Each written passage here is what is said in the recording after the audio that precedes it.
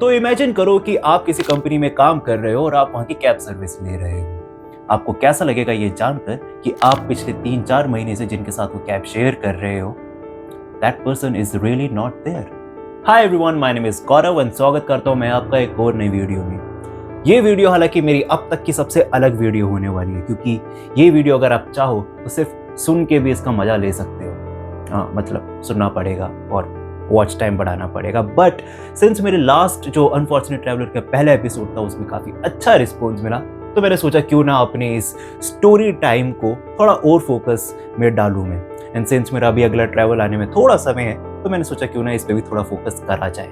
Now आने वाले कुछ ऐसे मैं एपिसोड्स लेके आऊँगा जिसमें मैं कुछ ऐसी स्टोरीज बताऊँगा जो कि रियल इंसिडेंट्स पे बेस्ड है। तो ये कुछ मेरी स्टोरीज हो सकती है, मेरे फैमिली की, मेरे फ्रेंड्स की स्टोरीज हो सकती हैं, एंड कुछ मेरी पर्सनल फेवरेट्स जो कि वर्ल्ड वाइड काफ़ी फेमस भी हैं बट काफ़ी नोन इतनी नहीं है अपेरेंटली इंडिया में। तो मैं कुछ वो स्टोरीज भी शेयर करूँगा। तो you can just let me know, and या फॉर ऑब्वियस रीजंस मेरे को नेम चेंज करने पड़ेंगे अगर मैं कोई अपनी फ्रेंड या फैमिली की स्टोरी यहाँ पे शेयर कर रहा हूँ तो you get it Y.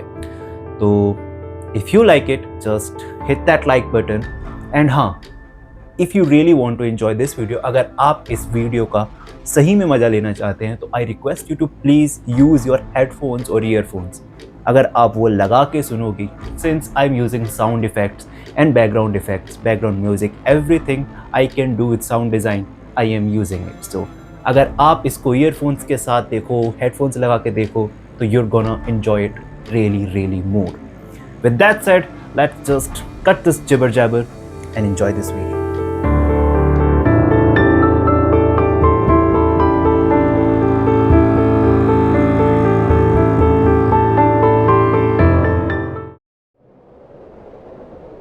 Ravi एक कैब ड्राइवर था जो रोज एक आईटी कंपनी के एम्प्लॉयज को पिक और ड्रॉप करता था। एक रूटीन उसका बिल्कुल सेट था। उसको एक फिक्स्ड लिस्ट आती थी, उस लिस्ट के मुताबिक वो एम्प्लॉयज़ को पिक और ड्रॉप करता था। सब कुछ उसका एक पैटर्न बना हुआ था। और फिर उसे एक दिन अजीब सी चीज़ नोटिस होती है। उसके एम्प्लॉयज़ के बीच एक लड़की जो रोज़ सिर्फ ड्रॉप के टाइम पे ही कैब सर्विस लेती थी। कभी सुबह मॉर्निंग के टाइम, पिकअप के टाइम पे वो कैब सर्विस नहीं लेती थी। हालांकि रवि को ये चीज़ इतनी परेशान नहीं करती थी, बट उसको इस चीज़ की क्यूरियोसिटी हमेशा से लगने लगी थी। तो आखिर क्यूरियोसिटी के चलते रवि ने वो सवाल उस लड़की से आखिरकार पूछ ही लिया। मैडम, आप सिर्फ ड्रॉप के टाइम ही ये सर्विस क्यों लेती हो? कभी आपको पिकअप के टाइम में, मॉर्निंग में नहीं देखा। अब हालांकि रवि को पता था कि ये सवाल पूछ के he is going out of the line, but he asked it anyway. लेकिन फॉर्चुनेटली लड़की ने भी मुस्कुराते हुए कहा, भैया सुबह मेरे भाई मुझे ऑफिस छोड़ देते हैं, शाम के टाइम हम दोनों की टाइमिंग मैच नहीं होती, तो इसीलिए मेरे को शाम के समय ये कैब सर्विस लेनी पड़ती है। अब रवि को ये सुन के थोड़ी शांति मिलती है और वो अपने दिन के साथ कंटिन्यू करता है। लेकिन एक और चीज़ थी जो हर दिन नोटिस हो रही थी।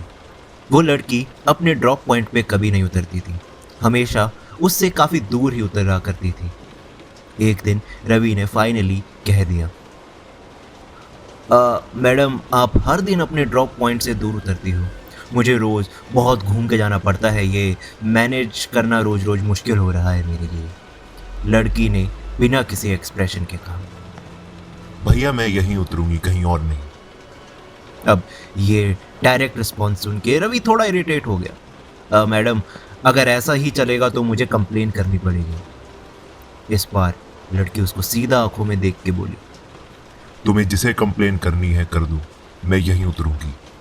रवि को लगा कि कोई ज़रूरी वजह होगी और शाम का वक्त था तो उसने आर्ग्यू करना ज़रूरी नहीं समझा। उसने लड़की को वहीं पे ड्रॉप कर दिया जहाँ पे वो कह रही थी, उसके ड्रॉप पॉइंट से 1 किलोमीटर दूर। लेकिन जैसे ही उसने साइड मिरर देखा, लड़की गायब। ऐसा कैसे हो सकता है कि कोई उतरते ही 5 सेकंड में गायब? उसका दिमाग चकराने लगा, उसको सोचने को कुछ समझ में नहीं आ रहा था, लेकिन वो बिना सोचे सिर्फ अपने दूसरे रूट की ओर चला गया। अब अगले दिन रवि अपने वेंडर के पास जाता है और उस लड़की की कंप्लेन करता है कि एक लड़की रोज़ गलत जगह उतर रही है, अपने ड्रॉप पॉइंट से दूर उतर रही है और उसके चक्कर में उसको बहुत घूम के जाना पड़ रहा है, जिसकी वजह से उसके बाकी रूट्स इम्पैक्ट हो रहे हैं। आप प्लीज़ इसको देख लीजिए और उनसे बात कर लीजिए। रवि उसको लिस्ट देता है और लड़की का नाम दिखाता है। वेंडर उससे वो लिस्ट लेता है और वो लिस्ट आगे कंपनी तक पहुंचाता है। और जब वेंडर की वो लिस्ट वेरीफाई होके आती है तब उन दोनों का दिमाग घूम जाता है। रवि का फ़ोन बजता है। रवि देखता है कि वेंडर का कॉल आ रहा है और वो पिकअप करता है। रवि, ये लड़की तो 3 महीने पहले कंपनी छोड़ चुकी है। बिना कुछ बोले उसने बस आना बंद ही कर दिया। आर यू श्योर कि ये लड़की आ रही है? रवि बोलता है हाँ, वो रोज इसको देख रहा है आते हुए।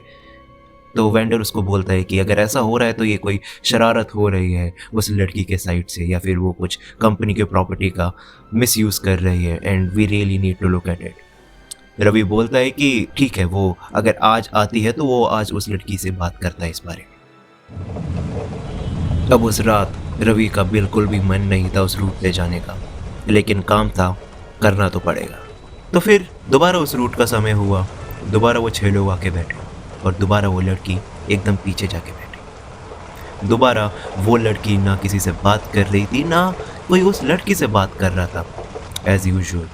बट अब उसने एक और चीज़ नोटिस करी। शायद से उस लड़की को कोई नोटिस भी नहीं कर रहा है, या फिर वो ज़्यादा सोच रहा है, उसको पता नहीं, लेकिन ये चीज़ शायद उसने पहले कभी नोटिस नहीं करी। वो लड़की हमेशा की तरह सबसे लास्ट सीट पे अकेले, ना किसी से बात, ना कोई एक्सप्रेशन। एक एक करके सभी एम्प्लॉयज़ उतर जाते हैं, सिर्फ वो लड़की बचती है। रवि का दिल ज़ोर से धड़क रहा है, लेकिन वो हिम्मत करता है और पूछता है, मैम मैंने लिस्ट वेरीफाई करवाई, अब आप वहाँ पे काम नहीं करती हैं, आपने वो जॉब 3 महीने पहले छोड़ दी थी, राइट? तो अब आप ये कैब सर्विस क्यों ले रहे हो? वो लड़की एकदम पीछे बैठी थी, बिना कोई एक्सप्रेशन के रवि को देखती है और बोलती है, मैं हमेशा यहीं आती हूँ। उसके ये बोलते ही वो ड्रॉप पॉइंट फिर से आ गया। रवि ने वहाँ पे गाड़ी रोकी। उसका गला बिल्कुल सूख गया था, लेकिन फिर भी उसने वो शेकी वॉइस में पूछा, तुम अपने ड्रॉप पॉइंट से इतनी दूर क्यों उतरती हो रोज? हर रोज आप यहाँ से कहाँ चले जाते हो? उतरते ही लड़की की मुस्कुराहट धीरे धीरे गायब हो गई। उसने रवि की तरफ देखा और कहा, 3 महीने पहले उस रात वो यहीं उतरी थी, अपने ड्रॉप पॉइंट से 1 किलोमीटर दूर, अपने बॉयफ्रेंड से मिलने के लिए, लेकिन वो आया ही नहीं। रवि की सांस रुक गई। लड़की आगे बोली, उस रात इसी रोड पे मेरा एक्सीडेंट हुआ था और इसके इसी स्पॉट पे डेथ हुई थी। ये सुनने के बाद रवि के हाथ स्टीयर पर जम गए और उसने एक्सेलरेटर पे पाँव रखा और जितनी तेज हो सकती थी उसने गाड़ी वहां से बढ़ाई। वो जैसे जैसे आगे बढ़ रहा था उसने साइड मिरर में फिर से देखा, लेकिन इस बार वो लड़की वहां से गायब नहीं हुई थी। वो देख रहा था कि लड़की अभी भी उसे बिना किसी एक्सप्रेशन के घूर के देख रही है। जैसे जैसे वो आगे चलता रहा लड़की वहां से गायब हो गई, लेकिन उसने गाड़ी रोकी नहीं। उसने गाड़ी सीधा अपने घर पे जाके रोकी।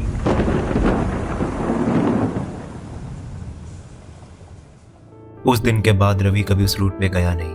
उसने वेंडर से बोल के अपना वो रूट चेंज करवा दिया। हालांकि वेंडर ने ये बात समझने को इनकार कर दिया, क्योंकि वेंडर के हिसाब से ये लड़की सिर्फ और सिर्फ कंपनी के रिसोर्सेज का, कंपनी के कैब सर्विसेज का फ़ायदा उठा रही थी। लेकिन जो रवि ने फील करा था, जो रवि ने महसूस करा था, वो सिर्फ वही जानता है, और वो किसी को प्रूव करना भी ज़रूरी नहीं समझ रहा था। आज भी रवि काफ़ी सवाल करता है, क्या सही में वो एक सिर्फ शरारत थी, या जो उसने महसूस करा, जो उसने फील करा वहाँ पे, वो सब सच था? इन सवालों के जवाब शायद कभी उसे नहीं मिलेंगे, बट शायद वो इनके जवाब कभी चाहता भी नहीं। You were listening to Gaurav's Paranormal Adventures, and thank you so much for joining in. I'll see you in the next one.